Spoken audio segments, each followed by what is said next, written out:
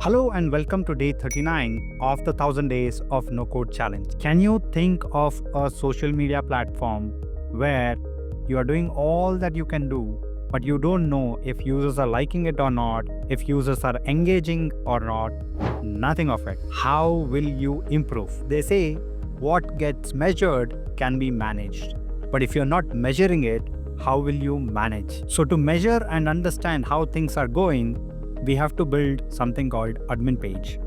And in today's video, let's start with building a very basic admin page where we can show all the registered users with some of their details. And as we move further, we will keep improving this so that we understand what are the analytics of our application. Let's get started. So to build the admin page, let's add a new page. Call it as admin and create. And I would like to add a group onto the page first. Let's make this page from fixed to column. So this will go on the left top. And let's add padding of 30, 30, 30 and 30. Okay, width was set to 280 fixed. I'll remove that.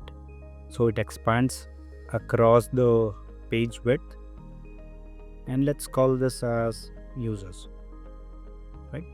Right now we want to get the list of users who are registered on the portal. I'll add the text here.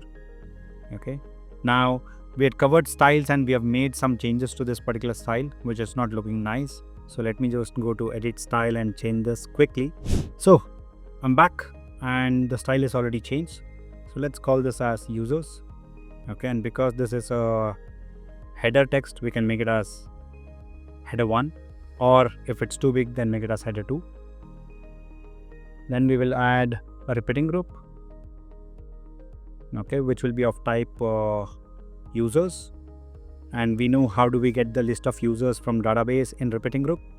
That is, do a search for user. We are not adding any constraints for now, and we will remove the fixed number of rows here because it can go beyond 4, right? So I'll remove this.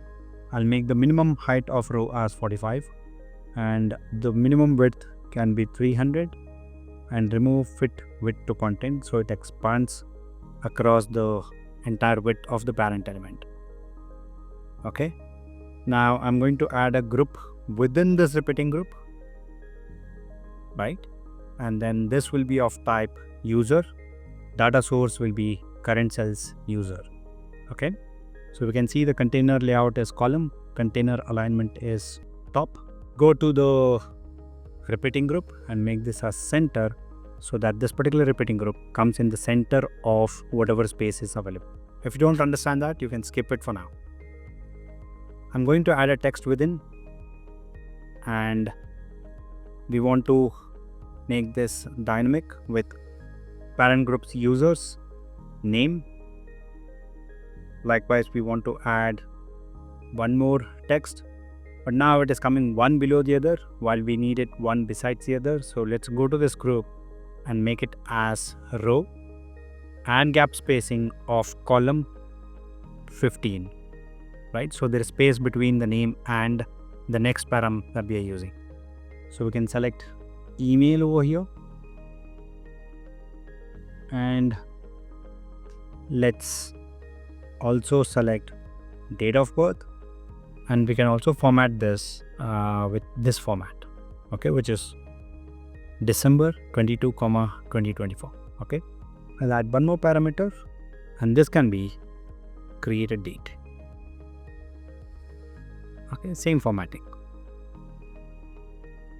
Now, because you have to understand what we have added, right, there is a canvas placeholder where you can mention what is this text all about, right? So I'll add here support@web7.com, and this can be December 22, 2024, right? And created date could be November 08, 2024.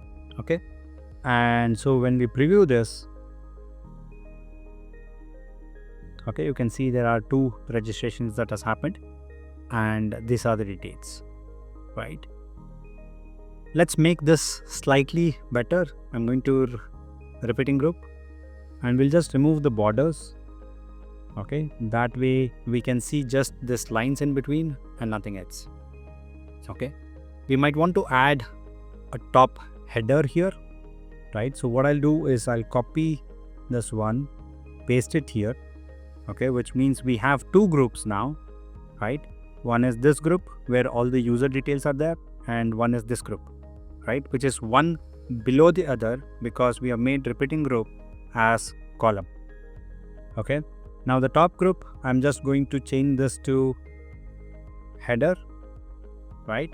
And go to each of these elements, and instead of dynamic values, just change this to name, change this to email, change this to date of birth, right? And change this to created date or registered date. Okay, let's see what this does. We have to do some fine tuning. As you can see, we've got this headers here, but it's not aligned with the columns. Okay, so for that, what we have to do is we have to play around with the width. Okay, this says fit width to content. Because we have just 4 characters in the name, it is shrinking, while we have many characters in the actual name of the user, and that's why it has expanded. Okay, so to deal with this, what we can do is date of birth. We know it will take certain amount of width, so we will make this as, let's say, 90 and fixed width. See if it is fitting in, otherwise expand this, right? 120. So this is good. Now once this is good, go to the date field for date of birth and make that also as 120 and fixed width. Okay, likewise we will do the same thing for registered date. So 120 with fixed width, and the same thing with registered date text in the header, 120 with fixed width. Now the email could be slightly larger, so let's make this as 250. Okay, and uncheck this fit width to content. Okay, similarly do that for this particular data as well. Okay, so we will make this as 250 and open this up. One last thing, we will go to name and we will make this as 200 and remove fit width to content, right? Same thing holds good for this data as well. We'll make it as 200, remove the fit width to content, and now when we go to the front end, you can see that columns are aligned, right? So the name is coming in well, the email ID is coming in well, date of birth is good, but registered date is not fitting in well. So let's go to that particular field and let's make this as 140. Okay, now this is fitting in well. You can also try with 130. It's good. So go to the date and make this also as 130, and now it is good. Now we can see the header being added to every row, right? And we don't want that. So what we can do is go to the group header within the repeating group and uncheck this element is visible on page load with collapse when hidden, and go to the conditional, add a conditional which is current cells index is 1, only then show this, right? When you do that, only for the first cell in the repeating group, that is the first row, will it show, and for everything else it will be hidden with collapse when hidden. I hope this was helpful. And with that, we have just built our admin page for ourselves. I know this is at a very basic stage as of now. We will keep improving this page as we move further so that we get all the details of the app in one page, which is the admin page. In the next video, we will be covering the filtering in the repeating group, which means you can filter out the users based on some of the criteria that you add. Let's explore that. Until then, keep experimenting. And yes, I know a lot of you have a few questions coming in here and there. And for that, the best way for our team to be able to answer you is you people joining the community and asking those questions so that your question will not just answer you but the entire community. I hope that makes sense. Please join in and ask your questions. We will be able to answer it soon. Thank you for watching and see you in the next one.